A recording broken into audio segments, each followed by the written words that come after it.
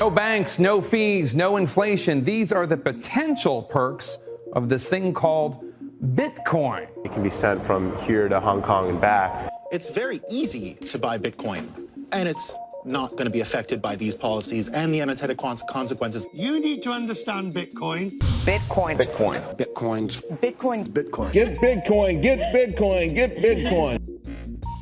For over a year, Bitcoin has started to take over the world. All people around me seem to be talking about it, and people who invested early were able to make fortunes out of this new online currency. New cryptocurrencies rapidly pop up, as everyone seems to think that online money will take over the global markets. And due to all the hype, people not involved with cryptocurrencies are left wondering whether they are missing out. But there's a serious problem no one seems to talk about. To make Bitcoin work, you need energy, a lot of it. So much even that it consumes as much as entire countries. And even though we all aim for a sustainable world, this issue seems to be ignored. And we can feel the negative impacts of this new technology before we even understand it.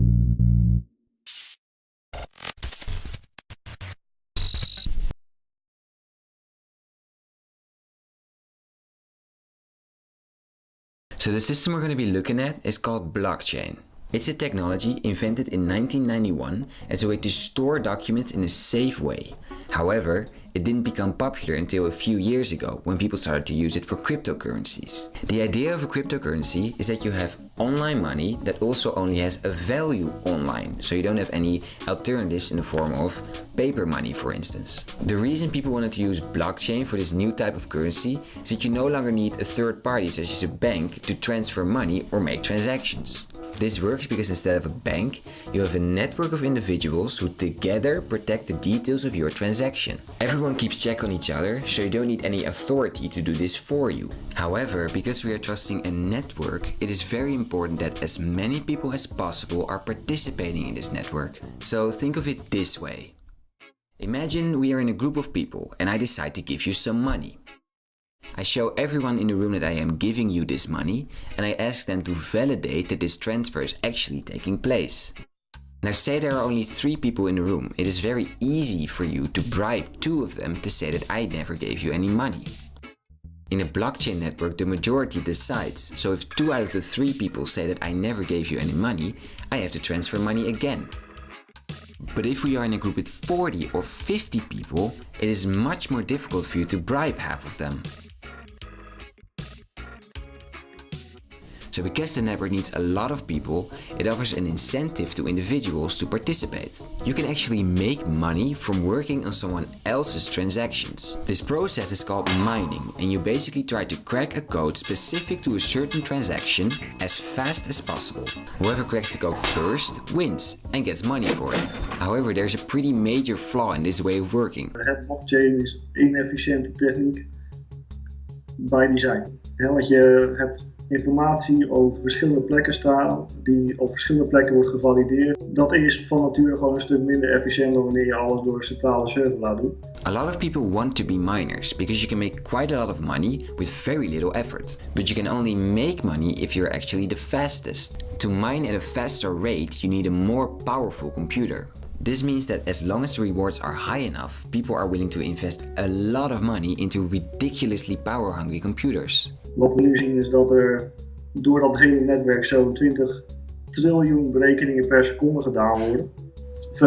In verhouding tot 3 tot 4 transacties per seconde. Currently, hardly anyone actually uses Bitcoin to transfer money or buy products. So to most people, it is now nothing more than a way to transform energy into money. Ik verwacht dat tegen het einde van het jaar, en sterker nog, dat is nu ook ondersteund, dat als ze dat het hele jaar volhouden, kom je aan het eind van het jaar rond het energieverbruik van Nederland uit. We kunnen prima dat gebruik van Nederland bereiken zonder dat er ook maar eens een transactie meer verwerkt wordt. Simpelweg omdat de prijs maar blijft stijgen en de capaciteit neemt niet toe. But I shouldn't undersell the potential of blockchain. This technology is huge, especially in countries where there is a lot of corruption, because now people no longer have to rely on these corrupt institutions to store their money. Blockchain has the potential to create security, with the only actual input being energy. But at some point this stops to be a fair trade-off. We know that such high levels of energy consumption are harmful to the planet, but still so many investors seem to think that this is worth it. Of course, safety and security are very important goals, but we have to be able to reach them in a sustainable way.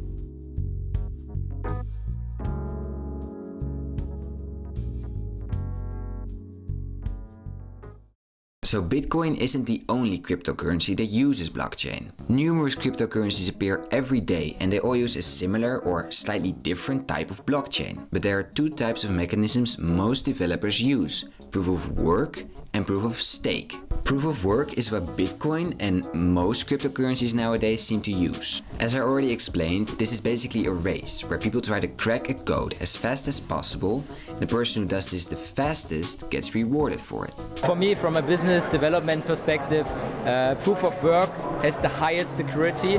Proof of work is the safest consensus algorithm. Proof of stake works in a slightly more fair way. Within this mechanism, you are able to get rewarded not because you own the fastest mining computer, but simply because you own a share of this particular cryptocurrency. You can visualize this more as a lottery, where the winner is picked at random. You cannot improve your chances to win by investing more energy into the system, so there's no incentive to do this. Dus het gevolg is dat er met name instellingen die echt een belang hebben bij dat systeem, financiële instellingen, die doen wel mee. Je hebt dus heel veel te maken met vertrouwde partijen in dat Ripple-netwerk. Daar waar het idee van cryptogeld natuurlijk is dat decentraal is en dat je niemand hoeft te vertrouwen. We can provide this fully decentralized system, and it doesn't need to be as power hungry as Bitcoin. So I personally believe that as we move to a greener society, that proof of stake is certainly the way to go.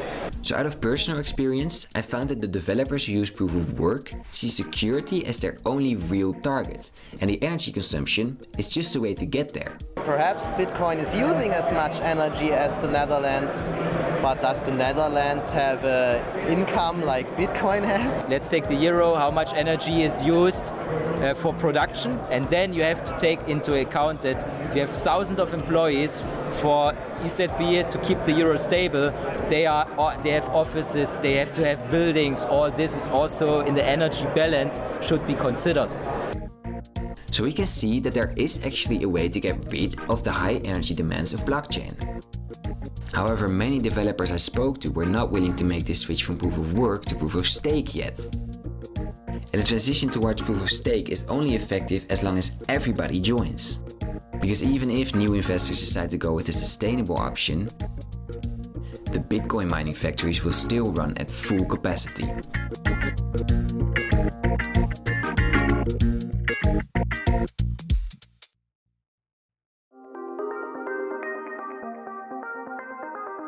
I started this research because I wanted to find out what blockchain is and how it could be considered both exciting and dangerous at the same time.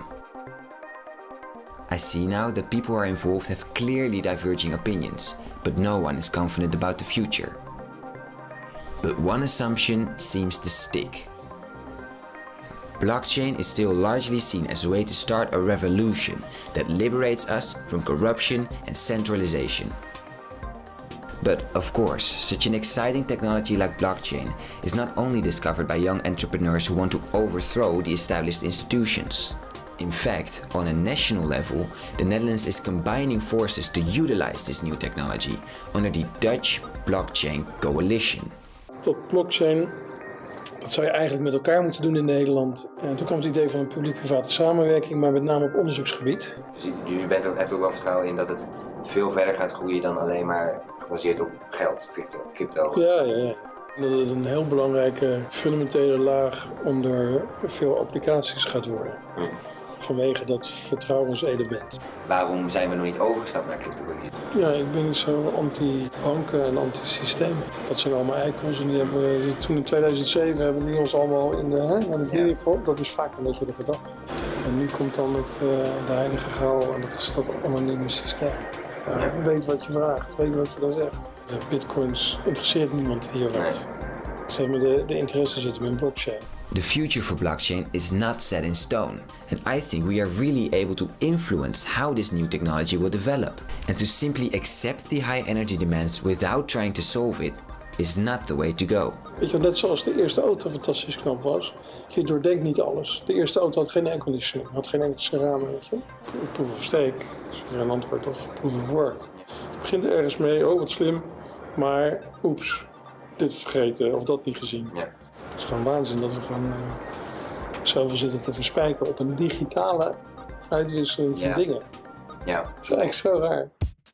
We may not understand exactly how blockchain works, but we do understand the values that underlie the choices we make. We have to work to get safety and security to vulnerable populations. But it shouldn't go at the expense of our climate. There's always an argument to be made for either side, but I'm not buying Bitcoin and I hope that everyone at least thinks for themselves what they are doing and where their priorities are. So maybe blockchain can create security. But let's make sure that in the process, it doesn't create chaos.